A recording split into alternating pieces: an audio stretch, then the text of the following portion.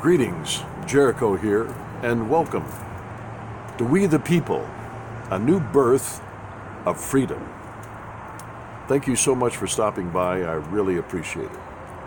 If you haven't subscribed, please hit that subscribe button. Tell your friends, your neighbors, your relatives, your acquaintances, and hey, why not? Tell your enemies.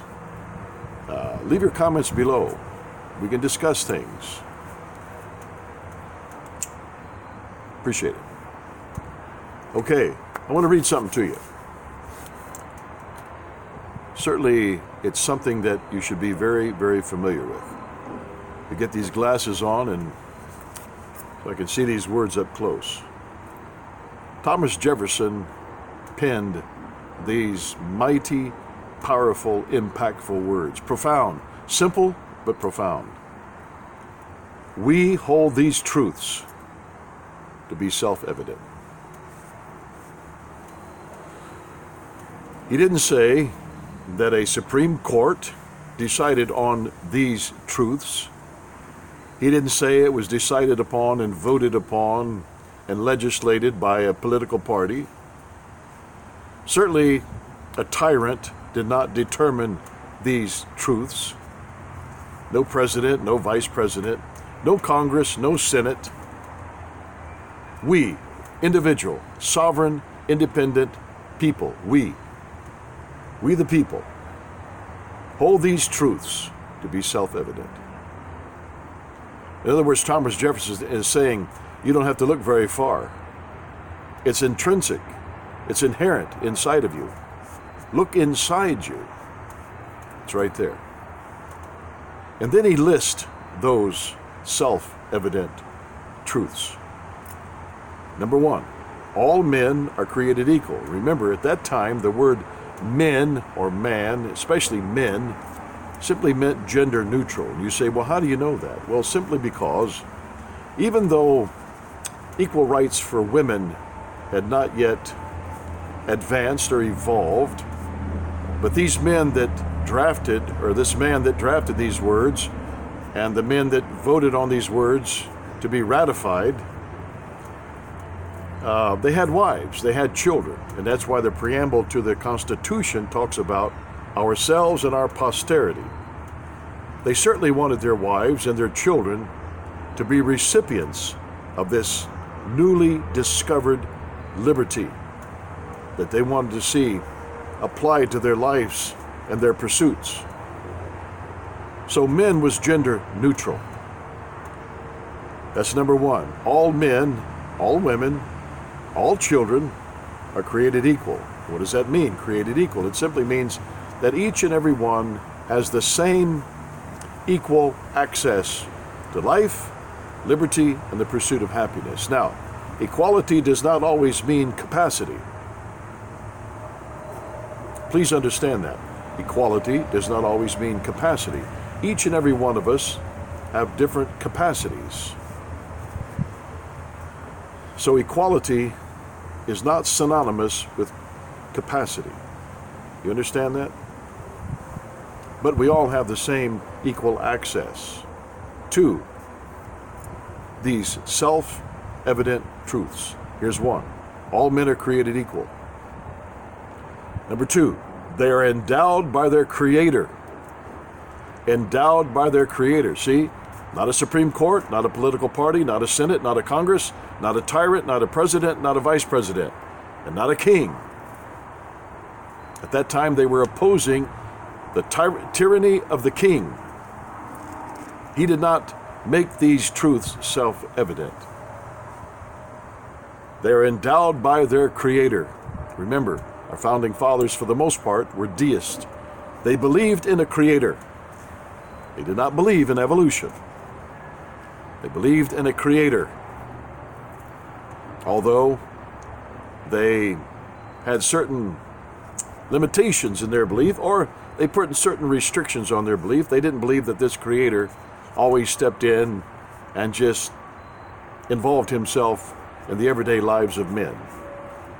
But they believed that they come into existence by a Creator. Number three, with certain unalienable rights.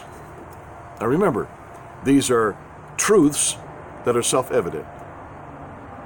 For example, you have an unalienable right. It's a self-evident truth that you have an unalienable right to breathe. It's self-evident. Do you need a president to tell you that? Do you need the Supreme Court to tell you that? Do you need some political party, the Senate, the Congress? Do you need a king, a monarch, a pharaoh to tell you that you can breathe? Of course not. Sounds absurd, don't it? Let's take it a step farther. Do you need anyone to tell you how many times you can breathe in a day? No. Do you need anyone to tell you that if you live in Ohio, or you live in Michigan, or you live in Arizona, that if you go to another state, you can breathe in that state? Of course not. Let's take it a step further. Do you need anyone to tell you that if you leave the United States and you travel to a European country, you travel to the African continent, to Germany, to Spain, to Australia, do you need permission by some political entity that you can breathe and how many times you can breathe while you're traveling? Of course not. What about eating? What about sleeping? What about going to the bathroom? What about drinking? What about making love? What about how many children you have? Should I go on? Do you need some political entity, some political tyrannical power to tell you the restrictions, the beginning, the end, or the restrictions of these inherent, intrinsic, self-evident truths? Of course not. And that among these self-evident truths, that among these truths which are intrinsic, are life, liberty, and the pursuit of happiness. These are self-evident truths. Now remember, our founding fathers did not give us the privilege to live, to experience liberty, or to pursue happiness. They did not give us the right, the privilege to do that. They only told us that what? These truths are self-evident. You've lived under tyranny for so long, you've let some political power, some political entity, some totalitarian governmental entity dictate to you what you can and can't do. You're suffering amnesia. You don't realize how free you are. You don't realize that the truth will set you free. You don't realize that. One man said, "There's nothing so powerful as truth, and often nothing so strange." I like that, and that is very, very true. And that to secure these rights, this is your rights, this is your birthright, that to secure these rights, governments are instituted among men. In other words, our elected officials that we put in office are to secure these inherent, intrinsic rights, these truths that are self-evident that we're born with. They're to make sure that those things are secure, and nothing, no government entity, no interference violates these rights that are given to us by birth, by our Creator. Simple but profound. Simple but very profound. And the politicians, many politicians today, as well as down through history, they don't get it. They think that their job is to dictate our rights and tell us what our rights are and what they're not. No. Certain rights found in the first 10 amendments are not dictated by any other human being. They're given to us by our Creator. I don't know of any Republican or Republican Party, any Democrat or any Democratic Party, any Supreme Court power created me, created you. Just didn't happen. They don't tell you when to breathe, when not to breathe, how many times you can breathe, where you can breathe, or eat, or drink, or sleep, or make love, or have children, or walk, or talk, or write, or protect yourself. It has nothing to do with them. They're only supposed to secure these things are not violated. That's their job. But they want to take it a step farther because they're power hungry. They're greedy, selfish, power hungry idiots. It's plain and simple. Tyrants.